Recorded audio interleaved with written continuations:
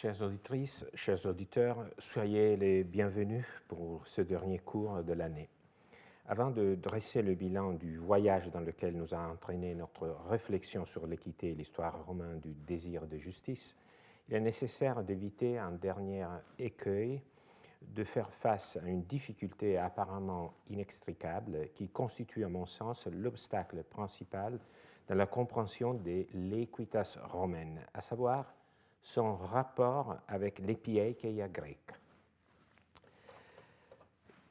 Cette difficulté prend corps en trois mouvements qui sont intéressants en eux-mêmes, aussi pour voir comment se forme un problème d'interprétation. Donc, pas seulement en eux-mêmes pour le fond, mais aussi parce que ça montre comment un problème d'interprétation surgit.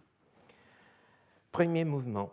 Nous disposons de deux textes d'Aristote, de l'éthique à Nicomaque et de la rhétorique, où l'epieikeia est présentée de façon très développée, est une définition anédonnée.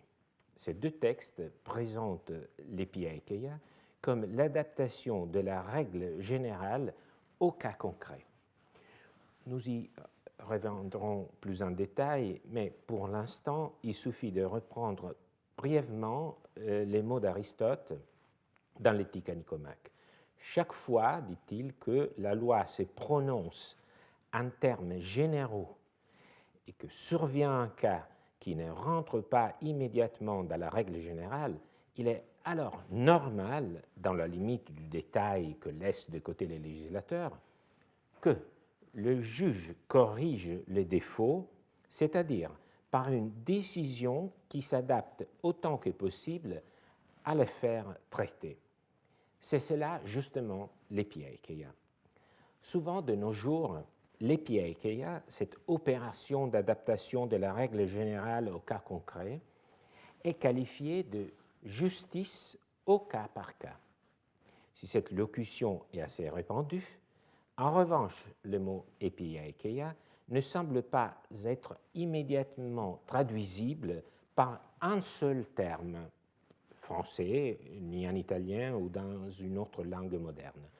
On parle à ces propos d'un intraductible, un de ces mots qui ne trouve pas d'équivalent satisfaisant dans une autre langue. Deuxième mouvement. Contrairement à epieikeia, la notion d'equitas n'a pas reçu dans le monde romain une définition aussi développée. D'où le troisième mouvement, qui consiste en une sorte de troc, si j'ose le dire, de chiasme, pour ne pas dire de change d'identité. Le latin fournit le nom, le grec la chose. On traduit epieikeia par équité et symétriquement, on projette la notion d'epieikeia sur la notion d'equitas, équité. Equitas, équité, serait dès lors la justice au cas par cas, notamment inspirée par l'indulgence et la convenance. En ce qui me concerne, j'ai du mal à me convaincre du bien fondé de cette assimilation entre epieikeia et equitas. Je me range du côté de ceux qui distinguent les deux notions, par exemple de Richard Bodeus, récent traducteur de l'éthique à Nicomaque, et de Pierre Chiron. Cela n'empêche que je suis conscient de la difficulté de donner un nom à l'epieikeia, comme l'a très bien montré Philippe Hoffmann lors de notre colloque de la semaine dernière, ici au collège. Avant de vous proposer une traduction, je vous propose de lire les deux passages d'Aristote plus directement concernés. D'abord, celui de l'éthique à Nicomaque. Ces passages s'insèrent dans une discussion sur le juste, le dikaion, et précisément sur le juste légal. Le juste en tant qu'il est conforme à la loi, prescrit par la loi. Déjà, traduire dikaion par juste pose un problème qui doit être résolu par rapport à la traduction de epieikes. mais je me borne à le souligner. Le problème qu'Aristote se pose est que la loi est toujours universelle. C'est-à-dire, elle ne peut pas détailler tous les cas qui peuvent se présenter. Selon Aristote, la loi étant toujours universelle, se borne à prendre en compte ce qui arrive le plus fréquemment. Ce n'est pas la faute du législateur, c'est un écart inévitable. J'irai même au-delà, si Aristote me le permet, la loi ne peut jamais saisir le réel. Jamais saisir le réel. Car la loi est un discours. Il s'agit de mots qui ne peuvent donc pas appréhender exactement la réalité. Donc il y a une différence entre la réalité et la loi qui est une différence de nature. Ce sera donc à l'interprète, le juge ou le juriste, de corriger ce défaut, cet écart entre la norme, la loi qui parle en général, et les cas d'espèce avec ses particularités. Et voilà les mots d'Aristote. Chaque fois que la loi se prononce en termes généraux et que survient un cas qui, sur ce point, fait exception à la règle générale, il est alors normal, dans les limites du détail que laisse de côté le législateur et qu'il n'a pas touché sa formule trop simple, de corriger les défauts. C'est précisément le correctif que le législateur lui-même aurait apporté explicitement s'il avait été dans cette situation et qu'il aurait précisé, s'il avait su, dans un article de la loi.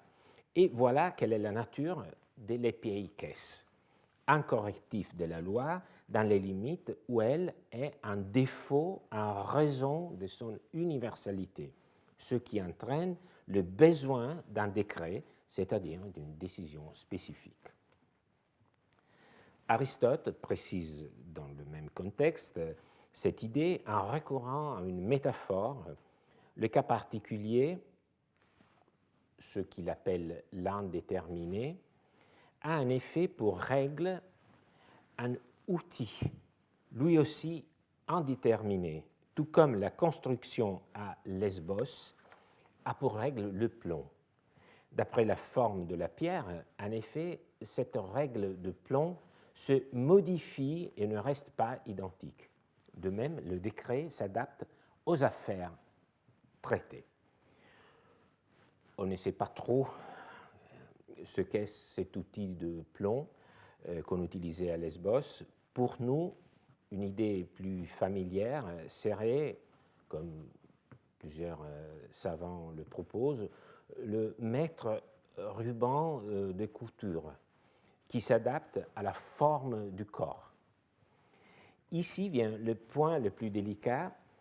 Est-ce que le décret préconisé par Aristote est une justice au cas par cas, relevant de l'arbitraire?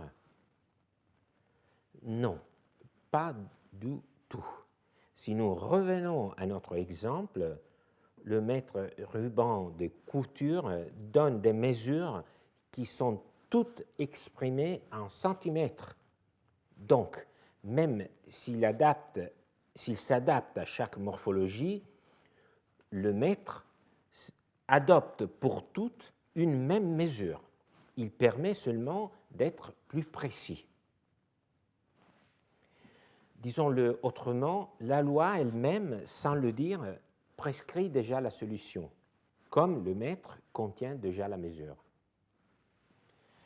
Dans les cas du droit, quel contenu doit avoir le décret qui adapte la règle au cas? Donc, pour le mètre à ruban, compris, ce sont les centimètres.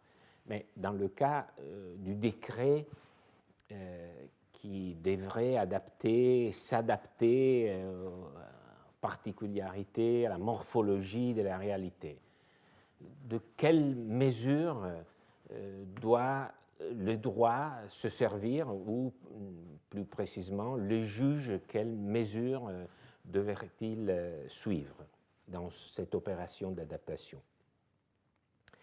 C'est encore Aristote qui le détaille, c'est précisément le correctif que le législateur lui-même aurait apporté explicitement s'il avait été dans cette situation et qu'il aurait précisé s'il avait su dans un article de loi.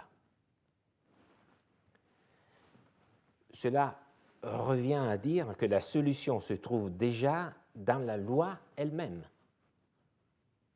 La solution se retrouve déjà dans la loi elle-même.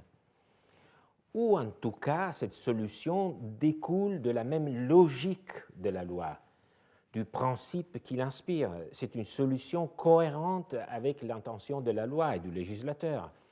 L'epiaikeia n'est donc pas un critère de décision. Ça, c'est le point fondamental.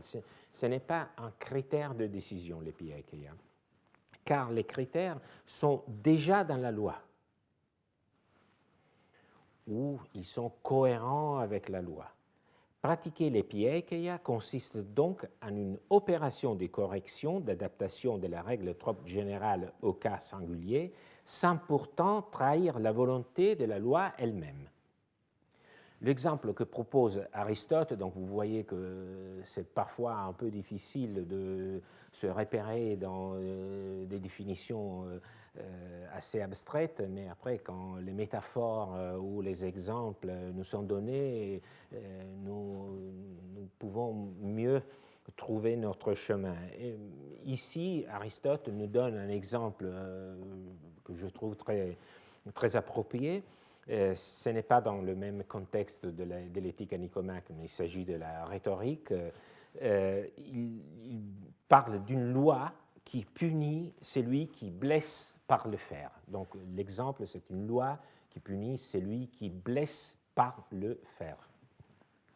Mais la loi ne veut et n'arrive pas à déterminer la grandeur et la forme du fer. D'où le problème suivant. Si quelqu'un porte un anneau de fer lorsqu'il lève la main sur un autre et le frappe, doit-il être puni selon cette loi? D'effet, il a blessé par le fer. Mais si on y réfléchit, on comprend aisément que ce n'est pas ce que le législateur voulait punir. Donc c'était l'intention, c'était porter un fer avec l'intention de blesser. Dans ce cas, il y avait quelqu'un qui peut-être a même oublié qu'il portait un anneau de fer. D'où la conclusion d'Aristote, il est epieikes, c'est les mots grecs qu'il utilise, il qualifie d'epieikes de l'absoudre. L'epieikes le plus adéquate est donc une solution qui trouve son fondement dans la loi même. Nous pouvons maintenant essayer une traduction qui ne sera pas une traduction ponctuelle ni précise, mais espérons-le la plus adéquate. Il est à noter que malgré l'assonance, équité et epieikeia, plus précisément epieikeia et equitas, sont des termes étymologiquement distincts. Equitas, par l'intermédiaire de ecus, vient de la racine aec, qui signifie plate, équilibrée. On le sait déjà, on l'a plusieurs fois rappelé. En revanche, epieikes vient du verbe eoika, dans le sens de rassembler, plus le suffixe épi, qui exprime un surplus de positivité qui justifie une adhésion plus pleine. C'est le très vraisemblable. On peut dire que dans notre contexte, l'adjectif epieikes exprime ce qui est convenable comme adéquat, c'est-à-dire finalement le plus adapté et semblable à la situation qu'il veut réglementer. Les substantifs epieikeia indiquent donc l'adaptabilité, posséder le sens de la proportion, la qualité d'être compréhensif. faite, comme l'a bien dit Pierre Chiron, d'intelligence situationnelle et d'affaires. Pour vérifier cette interprétation, appuyons-nous sur le passage de la rhétorique où Aristote définit les actes qui sont justement des manifestations de l'épieikeia. Il s'agit d'un texte de la rhétorique et je le lis avec cette précision. Le texte est un peu plus long, il y a une liste qui continue. J'en interprète seulement la première partie, pas seulement pour vous épargner la liste dans son entièreté, mais parce que je pense que dans la liste, il y a une polarité. La première partie se réfère au juge, la deuxième partie se réfère aux parties d'un rapport. Donc, il y a une différence de perspective. Donc, lisons cette première partie. Voilà ce que Aristote considère comme conforme à l'épieikeia. Il nous dit si l'épieikes est bien ce que nous venons de dire, et ce que nous venons un peu d'expliquer, on voit clairement quelles sortes d'actes sont épieikes et quels actes ne le sont pas, et aussi quelles sortes d'hommes le sont. Donc, il n'y a pas seulement d'actes qui sont conformes à l'épieikeia, mais il y a aussi des hommes que le sont. Les actes qu'il faut excuser relèvent de l'épieikeia, et notamment ne pas traiter de la même manière une faute involontaire est un crime volontaire, non plus que le malchance. Être compréhensif avec les faiblesses humaines, l'épieikeia, c'est de considérer non la loi, mais le législateur, et non les mots du législateur, mais sa pensée. C'est de prendre en compte non pas l'action, mais l'intention selon laquelle on agit, non pas la partie, mais le tout. De ne pas envisager le caractère de la personne jugée au moment présent, mais ce qu'elle a été toujours ou le plus souvent.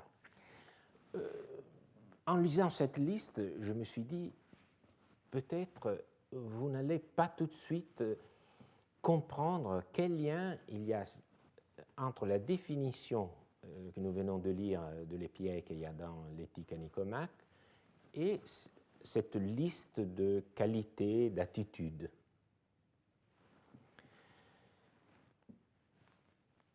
D'abord, la première réflexion à faire, c'est qu'il y a un fil rouge qui parcourt cette liste, qui lie toutes ces attitudes. Il s'agit toujours de l'ouverture d'esprit. Il s'agit d'attitudes qui sont caractérisées par une indulgence qui n'est pas lâcheté, mais compréhension. C'est tout comprendre. Par exemple, c'est ne pas isoler une partie, mais considérer le tout. Il ne faut pas considérer le prévenu seulement pour ce qu'il a fait une fois, mais il faut considérer toute sa vie. C'est aussi une attitude à la distinction. Il ne faut pas traiter de la même manière des crimes et des fautes. Il ne faut pas traiter de la même manière ce qui est volontaire et ce qui ne l'est pas.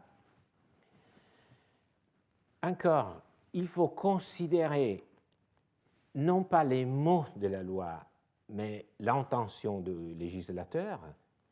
Alors, si vous réfléchissez à ce type d'attitude, donc je pense qu'un portrait vous vient à l'esprit de quelqu'un qui a un esprit ouvert, équilibré, qui est capable de saisir la réalité dans sa totalité. Donc, qui, dans son interprétation, ne va pas cacher certains côtés de l'affaire ou de la loi, mais il va donner une interprétation des faits ou de la loi qui est complète. Et je pense que c'est une personne, j'ose vous proposer cette conclusion, c'est une personne qu'on aimerait rencontrer, que si nous avions un problème, c'est une personne à laquelle nous ferions confiance. Tandis qu'une personne qui ne considère qu'une partie et ne prend en compte le tout, ou qui traite de la même manière un crime est une petite faute, ce n'est pas le type de personne qui nous plaît le plus. Donc, je pense qu'on commence à comprendre pourquoi ce type de personne, cette figure, est proposée par Aristote pour expliquer l'opération de l'adéquation de la loi au cas d'espèce.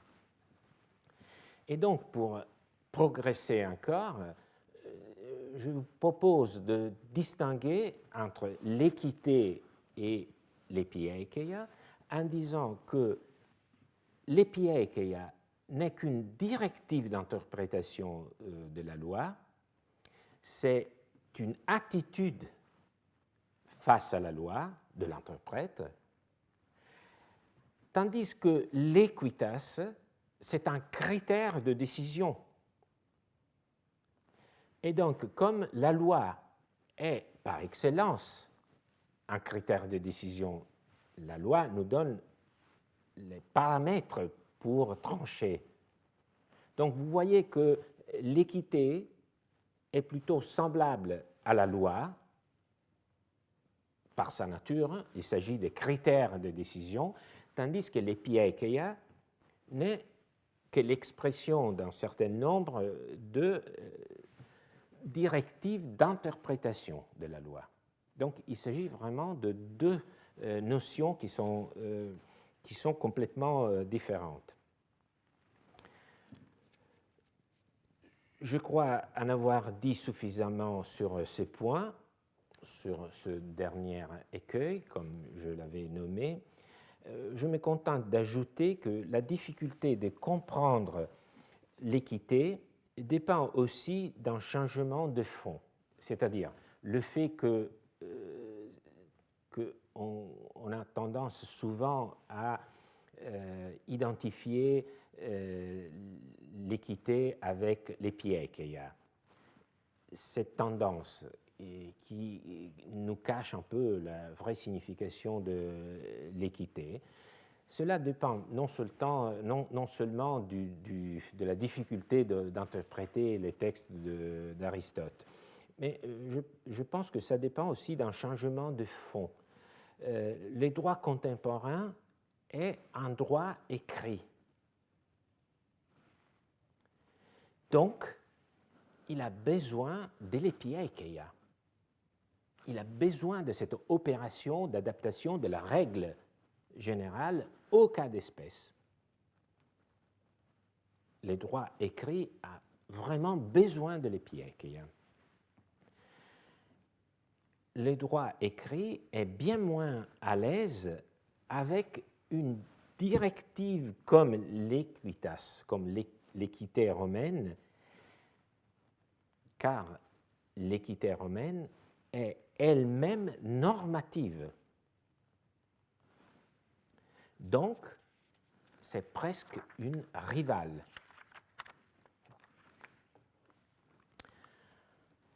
Nous pouvons donc refermer le chapitre de l'épieikeia et revenir en conclusion au sujet de notre cours cette année, l'équité. Et c'est le moment d'esquisser un bilan rapide. Tout commence par un mot, mais ce mot n'est pas, comme on s'y attendrait, l'adjectif ecum, car normalement, on pense que les adjectifs précèdent les substantifs qui sont plus abstraits. Mais dans notre documentation, cela ne veut pas dire qu'en latin, le substantif est précédé l'adjectif, mais dans notre documentation, c'est déjà le substantif equitas que nous rencontrons en premier si on le reconnaît dans aesesia, destinataire du gobelet, du pocolum, retrouvé à Vulci et qui est d'origine romaine. Donc, comme je l'avais expliqué dans une séance précédente, il s'agit d'un gobelet. On voit très bien le nom de la destinataire, aesesia, au datif, pour Aesesia. Et Aesesia, on peut très bien penser que c'est la forme archaïque de equitas. Qu'est-ce que ça veut dire? Pas seulement qu'il y a déjà la formation du substantif à partir de l'adjectif, mais que equitas est déjà personnifié. Donc c'est une personne, on se la représente comme personne, quelqu'un à qui on peut donner ce gobelet, cette offrande. Ce qui implique une certaine importance de la notion.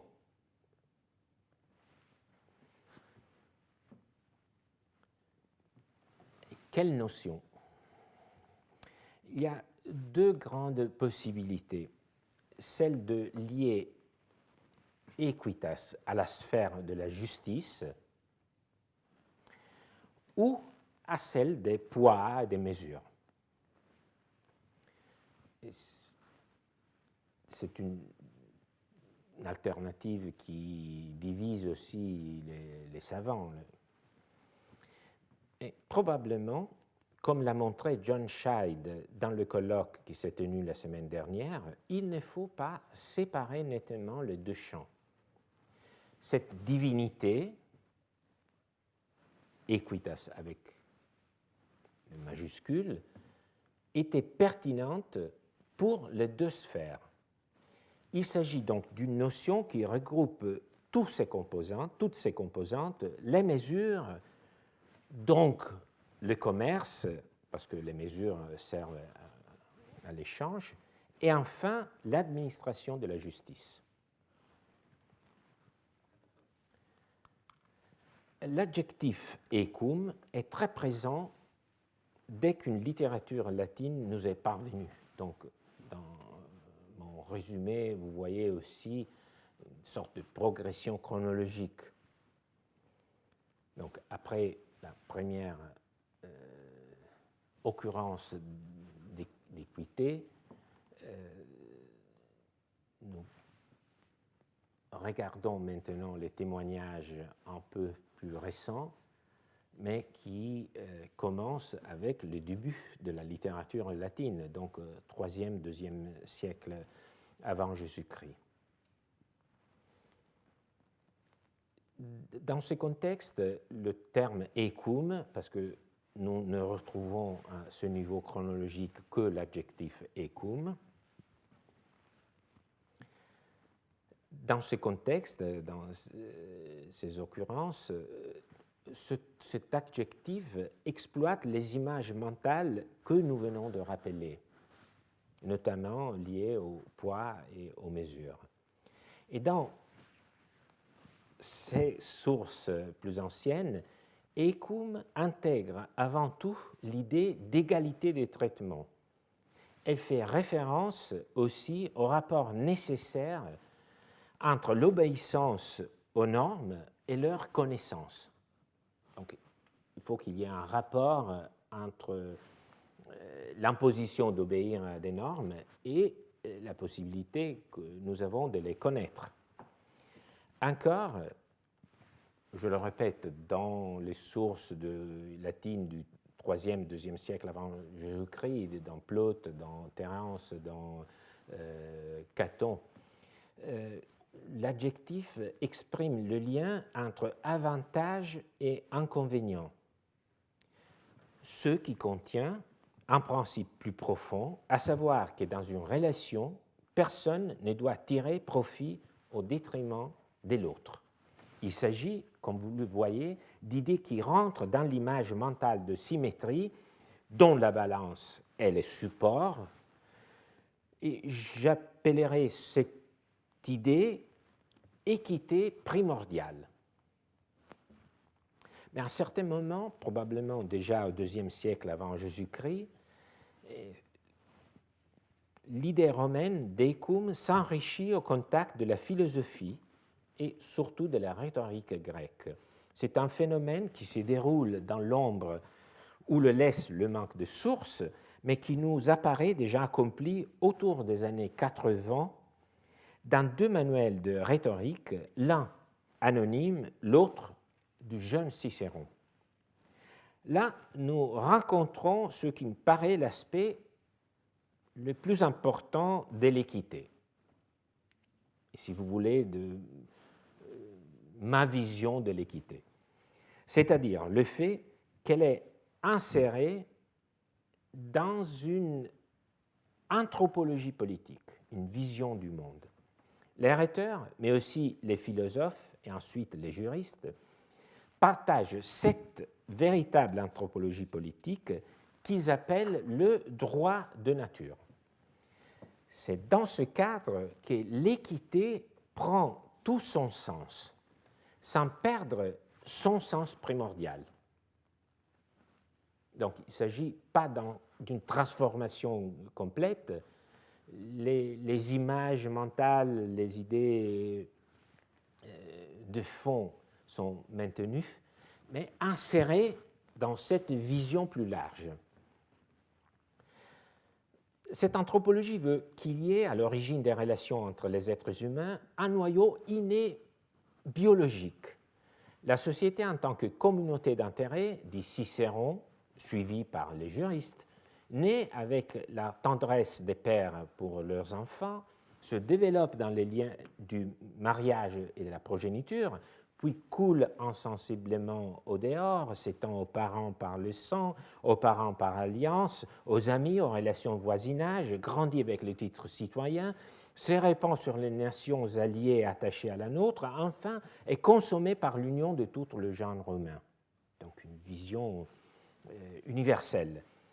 De cette fresque anthropologique découle l'équité comprise en premier lieu, donc de cette fresque qui pourrait nous paraître un peu abstrait, découlent des principes très précis. En premier lieu, le droit à l'autodéfense, équité comme droit à l'autodéfense. Ensuite, devoir d'assistance mutuelle entre proches, également interdit de nuire à autrui.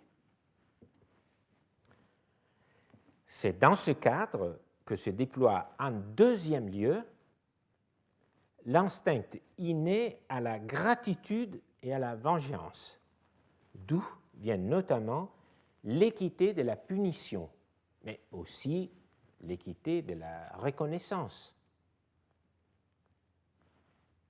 Payer en retour le bénéfice. Et c'est là aussi, jaillissant du besoin naturel de vérité, que naît enfin l'équité comprise comme respect des engagements. C'est la vérité ou la fides, loyauté, respect des engagements.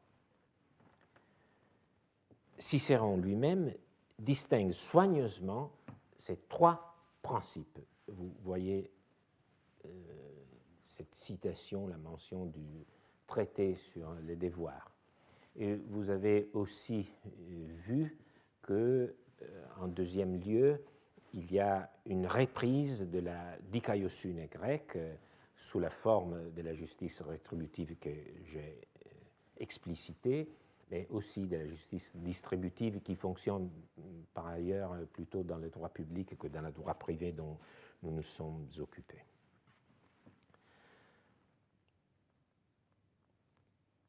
Alors, je le répète, je pense qu'il s'agit là du point le plus important concernant l'équité. Le mot, son étymologie, contient un certain nombre d'idées, mais elle demeure vide, l'équité demeure vide, sauf si on l'insère dans une vision plus large de l'homme en société. C'est ce que les Romains ont fait, et c'est la perte de ce cadre de référence. Je le répète, il ne s'agit pas de partager ce cadre de référence. Ce n'est pas que l'idée, la vision cicéronienne de la société doit être nécessairement la nôtre. D'un point de vue de l'analyse de sa pensée, de la pensée romaine, il faut quand même souligner le fait que c'est justement la perte de cet arrière-plan qui fait qu'aujourd'hui, nous ne restons qu'avec le mot de l'équité sans trop savoir qu'en faire. L'équité se décolore et perd son efficacité en tant que critère de résolution des conflits. Un critère qui était si puissant dans ce contexte, plus complexe et articulé.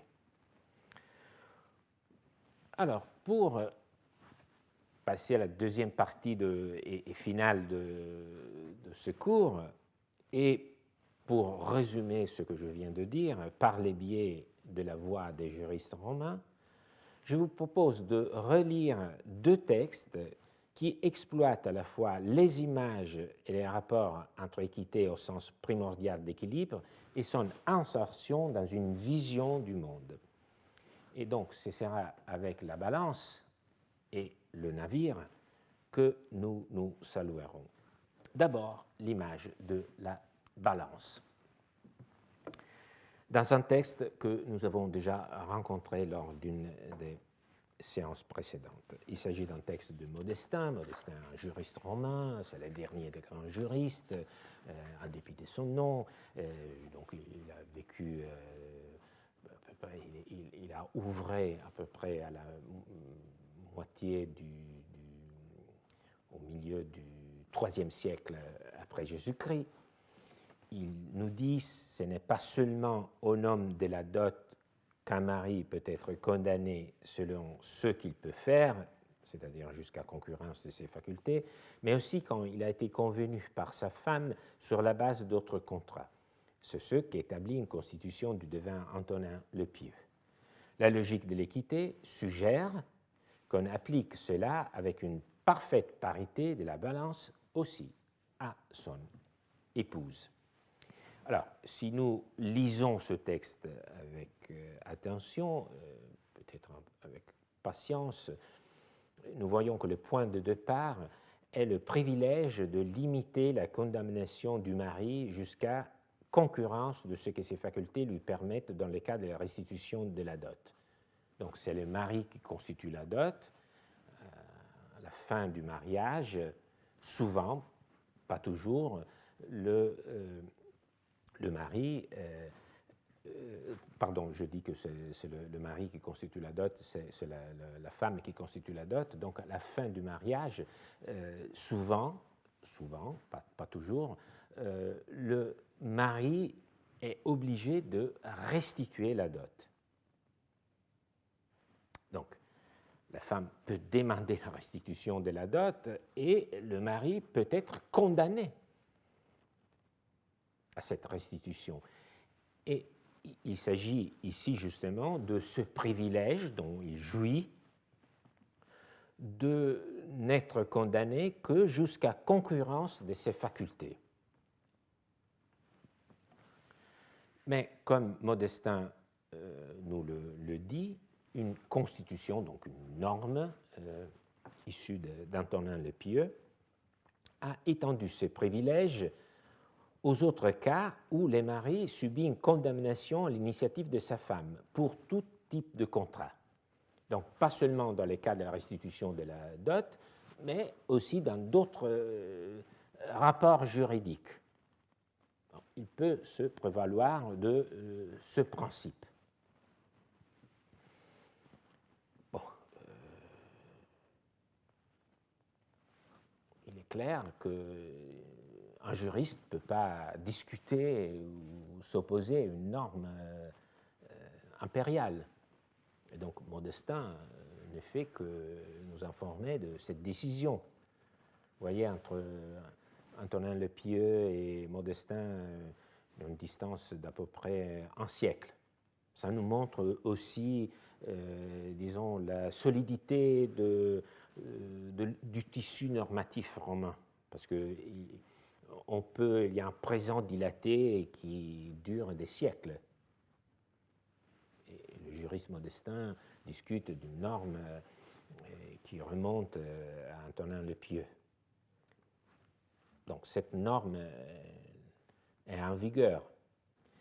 Mais le juriste réussit néanmoins un coup de maître. Il accepte bien sûr le privilège accordé si largement au mari, mais il précise que l'équité veut que sa femme, symétriquement, en bénéficie elle aussi, dans la situation inverse, c'est-à-dire si jamais son mari agit en justice contre elle pour une créance quelconque.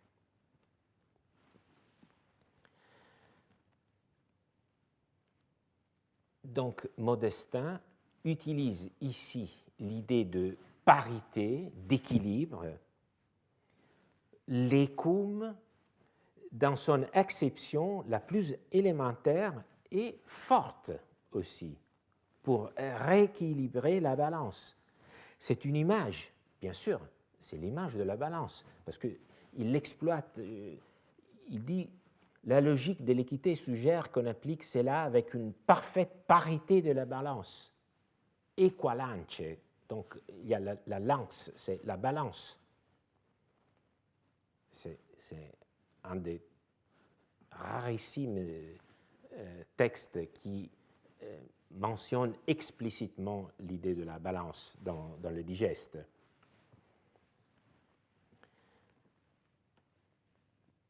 Donc, comme je le disais, c'est une image, mais c'est aussi un critère précis. C'est un critère de réciprocité et d'égalité des traitements. À la fin de ce raisonnement, selon les juristes, dans un procès, l'épouse peut se prévaloir du même privilège dont son mari jouit. Donc vous voyez, ce n'est pas seulement un discours abstrait, c'est vraiment de l'élaboration concrète du droit. Mais cette image très simple a aussi besoin d'une vision du monde. Et donc, pour terminer les cours d'aujourd'hui, comme celui de cette année, je voudrais reprendre un texte que j'avais déjà présenté en 2020, quand j'avais dû ensuite m'interrompre, en raison du premier confinement et de la suspension de toute activité. Je le fais conscient, permettez de le dire, de toute la souffrance que l'humanité doit endurer pendant ces mois, avec l'espoir que nos parcours de vie peuvent à nouveau reprendre le large. Le passage est tiré du commentaire à l'édit du prêteur de Paul. Paul, c'est un homme politique, un juriste prolifique, qui a probablement atteint la fonction de préfet de prétoire sous Elagabal ou Alexandre Sévère dans la première moitié du IIIe siècle de notre ère. Donc, il est un peu plus ancien par rapport à Modestin, mais une génération peut-être, pas plus que ça. Le passage est tiré du commentaire à l'édit du prêteur et il s'inscrit plus précisément dans le contexte de l'action basée sur les contrats de louage. Il y a en droit romain, il faut le préciser, 3 sortes de contrats de louage, celui des choses, celui d'un ouvrage et enfin le louage des gens de travail qui s'engagent au service de quelqu'un. Morphologie tripartite. C'est une morphologie du contrat de louage romain qui permettait d'y inclure également les contrats que nous qualifions aujourd'hui des contrats de transport. En particulier, le louage des voituriers tant par terre que par eau, qui se charge du transport de personnes et de marchandises, moyennant une somme d'argent, un fret convenu entre les voituriers et leurs clients. Et c'est justement d'un contrat de transport encadré dans le contrat de louage que parle ce texte de Paul. Donc, voilà les points de repère juridiques. Comme un navire s'est trouvé en difficulté à cause de la tempête, une partie de la marchandise fut jetée à la mer. Les propriétaires de marchandises perdues, s'ils avaient donné en location ces marchandises pour les faire transporter, doivent agir sur la base du contrat de location contre le capitaine du navire qui peut agir pour louage contre les autres dont les marchandises sont sauves pour partager proportionnellement le dommage. En effet, il est très équitable, equissimum, très équitable, que les dommages soient partagés en commun avec ceux qui n'ont conservé leurs marchandises que parce que les autres ont perdu les leurs. Donc, pour sortir de la tempête, un navire a été allégé d'une partie de sa cargaison. Le capitaine l'a jeté à la mer. On peut se figurer aisément ce qui se passe à l'arrivée au port. Les propriétaires de biens récupérés sont ravis et se préparent à les reprendre. Vous imaginez, s'il faut toujours se mettre dans la même position. Si c'était nous, nous serions ravis, nous pouvons récupérer nos marchandises. Les propriétaires de biens jetés à l'eau, en revanche, sont furieux et demandent à être indemnisés. Donc, qui a raison? Comment résoudre le conflit? Après tout, le capitaine agit pour le mieux face à un état de nécessité. Qui pourrait lui reprocher quelque chose? Et donc, comme le capitaine, le magister et les protagonistes, il faut le faire entrer en scène. Les navires romains, comme nous le voyons, fourmillés de personnages divers, et c'est une fresque exceptionnelle qui nous le montre, découverte en 1865 dans la nécropole d'Ostie. Cette peinture représente le chargement de marchandises sur un bateau qui sert au transport fluvial. Ce bateau est appelé Isis Geminiana. On le lit à droite de l'embarcation. Je ne sais pas, oui. C'est à gauche, mais donc on le lit quand même. Le bateau appartenait à un certain Geminus ou Geminius. Et voilà notre magister. Alors, je dis que le bateau appartient à un certain Geminius parce que le bateau s'appelle Geminiana, donc ça dérive de Geminus ou Geminius. Mais à bord, il y a le magister, Pharnaces. Il se trouve à la poupe. Et c'est le personnage qui a décidé de jeter à la mer une partie de la cargaison.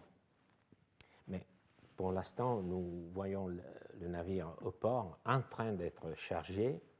Il y a Abascanthus, un matelos, qui surveille un personnage, sans doute un de ceux qui chargent le navire, qui vide un sac de denrées. Et vous voyez le mot res, chose, sur les sacs.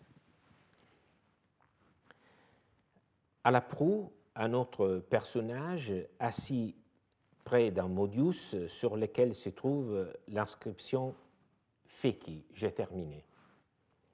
donnent des ordres à 2 chargeurs qui tiennent d'autres sacs de grains sur leurs épaules et remontent la passerelle. Alors, il s'agit de comprendre les rôles du magister dans cette affaire. Et les juristes dénouent le conflit d'une manière très élégante. En effet, dit-il, il est très équitable et cum que les dommages soient partagés en commun avec ceux qui n'ont conservé leurs marchandises que parce que les autres ont perdu les leurs. C'est là le cœur du problème et aussi sa solution. Entre la perte des uns et les gains des autres est établi un lien de causalité, d'interdépendance.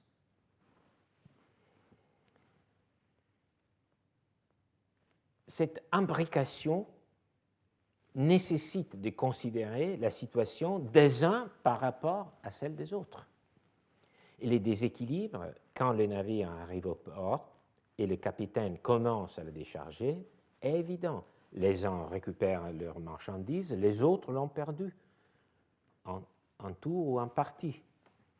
Pour éviter ce déséquilibre, les propriétaires des cargaisons engagés dans une même aventure maritime doivent supporter, à proportion de la valeur des biens finalement sauvés, les dépenses et les sacrifices exceptionnels raisonnablement encourus pour permettre leur salut. L'équité est ici les critères de décision qui poursuit le rétablissement de l'équilibre entre les parties d'un rapport en évitant l'enrichissement de l'une au détriment de l'autre. Et c'est l'idée fondamentale de la justice corrective. Les critères de l'équité n'est donc une idée vague, au point qu'il sert également de critères de calcul. Oui, aussi de critères de calcul. Je vous épargne, c'est de l'arithmétique, ce n'est pas de la mathématique, n'exagérons pas, mais quand même, nous pouvons nous passer de ce calcul, mais on voit très bien que par la notion d'équité, on arrive à rétablir à la fin, par des partages, le même rapport des valeurs qu'il y avait au départ entre les propriétaires. Mais vous le savez, la beauté des textes des droits romains, car j'y crois franchement dans cette beauté, dépend aussi du fait qu'ils ne cherchent pas à éviter la complexité. Ils l'abordent, mais de façon à nous permettre de la surmonter. C'est ce que fait Paul dans la suite du même passage. Continuons donc notre lecture.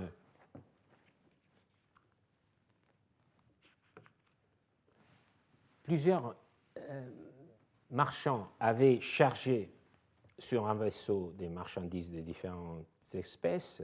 Il y avait en outre sur ces vaisseaux plusieurs passagers, tant libres qu'esclaves. Une tempête considérable s'est élevée. On a été obligé de jeter quelques marchandises. On a posé à ces sujets les questions suivantes. Tous doivent-ils souffrir cette perte en commun, même ceux qui auraient mis sur le vaisseau des marchandises peu pesantes comme des pierreries, des perles, et pour quelle part chacun devait-il contribuer? Doit-on payer pour les hommes libres? Quelle action aura-t-on dans tous ces cas?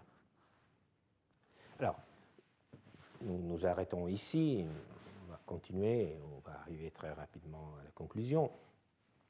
Pour ce qui concerne la première partie, on voit très bien que ce texte reprend exactement le cas d'espèce du départ, navigation, marchandises chargées par de nombreux propriétaires, tempête, jet d'une partie de la marchandise, navire rentrant au port avec une partie seulement de la cargaison. La logique de fond, la solution du cas n'est plus remise en cause. Donc, c'est le même juriste qui parle, il ne va pas renier sa propre solution, c'est la même solution, il y a seulement une complexification. Et la solution de fond est que les propriétaires des biens sauvés doivent indemniser les autres. Ça, c'est clair. Mais c'est à partir de cela que 4 questions spécifiques sont posées, auxquelles les juristes, comme le texte, la mise en page vous le montre, il est bien clair que les nombres n'étaient pas dans le texte latin,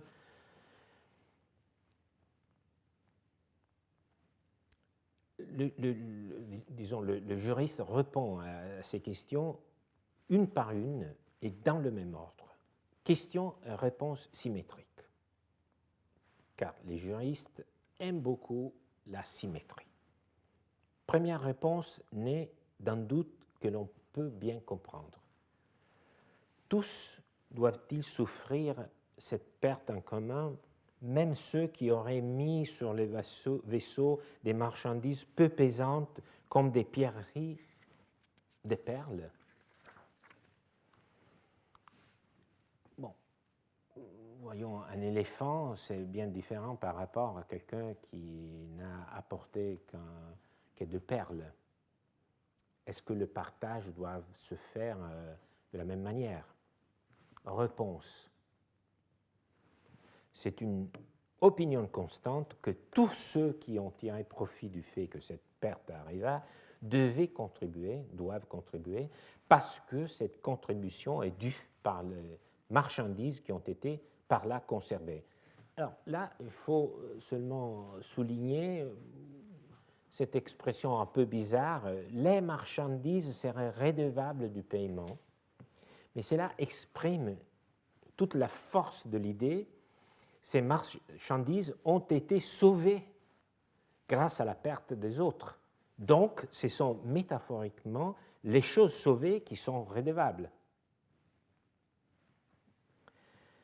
Les poids, dit le juriste, n'y est pour rien. Acceptant le transport de ces pierres sur le navire, leur propriétaire a pris le risque de participer à tout ce qui s'y passe. C'est un aspect très intéressant car il nous permet de saisir l'interdépendance qui est à la base de tout le régime juridique de ce cas. Et pour nous le faire apprécier davantage, les juristes ajoutent du coup, le maître du vaisseau lui-même est obligé pour sa part. Oui, nous n'y avons pas pensé, mais le magister lui-même, il doit participer à la contribution parce qu'en jetant une partie de la cargaison, il a aussi sauvé son propre navire. Donc, il doit contribuer lui aussi. Deuxième question.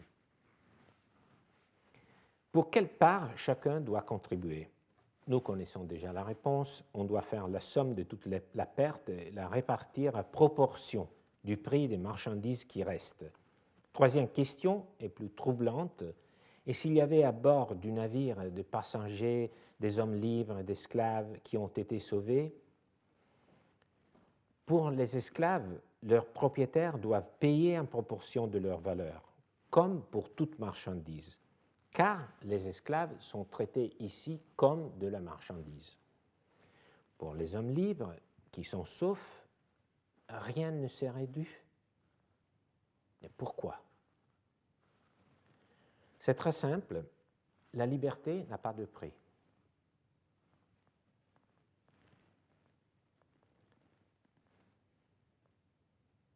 Pas seulement de la poésie. Les hommes libres n'ont pas une valeur marchande, pécuniaire. Donc c'est comme si leur valeur était nulle ou infinie, et ils n'entrent donc pas dans la répartition. Quatrième question abordée par Paul, la plus technique, donc nous la laissons un peu de côté, ne pose pas de véritable problème, il s'agit de choisir l'action pour répayer ceux qui ont perdu leurs marchandises et d'autre côté d'obtenir une indemnisation de la part des propriétaires. Donc il s'agit seulement de choisir la bonne action. 4 questions, 4 réponses, mais les juristes ne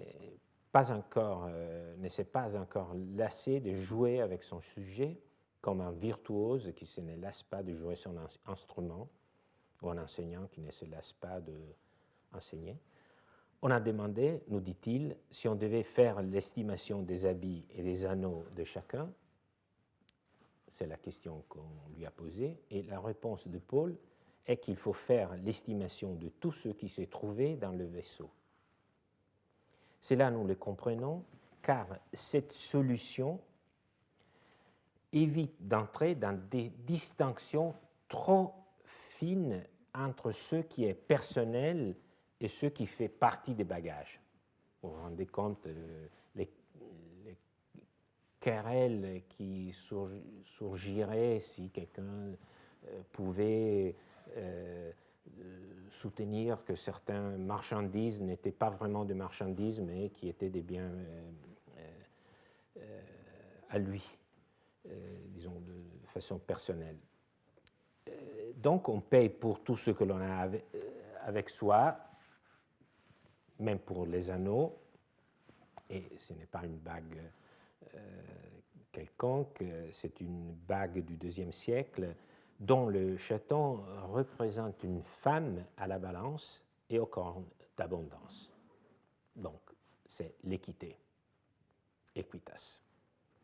Et ce que j'aime bien de ce chaton, cette image, c'est qu'il n'y a pas seulement la balance, disons l'idée primordiale de l'équité, mais il y a aussi les cornes d'abondance qui renvoient à une vision du monde,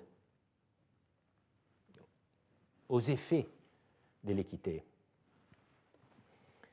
Mais c'est la phrase finale qui retient toute notre attention. Le juriste dit que l'on ne tient pas compte des provisions que chacun a portées avec lui sur les navires pour les y consommer, comme les provisions de bouche, d'autant plus que c'est la justification qu'il en donne. Si ces provisions venaient à manquer pendant le voyage, chacun serait obligé de les mettre en commun. Si les provisions venaient à manquer, chacun serait obligé de les mettre en commun. C'est une justification frappante. On ne prend pas en compte les provisions justement parce que chacun serait obligé de partager les siens avec les autres passagers. Il y a une sorte de loi de la mer qui veut qu'on partage sa nourriture avec ses compagnons de voyage qui en sont dépourvus. Ce n'est pas de l'équité, c'est de la solidarité. Et les juristes en parlent ici car c'est le sceau de son raisonnement. C'est un aspect qui met en valeur l'interdépendance de façon extrême. C'est même une interdépendance vitale entre le destin de ceux qui sont sur le même navire et qui justifie la solution qui veut qu'en cas de gête de la cargaison, celui qui en bénéficie doit indemniser les autres. Mais ce rappel du bon usage des biens nous permet d'annoncer le sujet de mon cours de la prochaine année. Il portera sur le bon usage de la richesse. Ce sera l'occasion de vous présenter la pensée romaine comme économie morale. Ces mois nous ont appris à considérer d'une façon nouvelle les rapports entre droit, économie et vie. Donc, ce sera l'occasion de nous tourner vers l'Antiquité en cherche d'inspiration pour l'horizon nouveau qui nous attend. Et je tiens à vous remercier de m'avoir accompagné à distance et en présence avec votre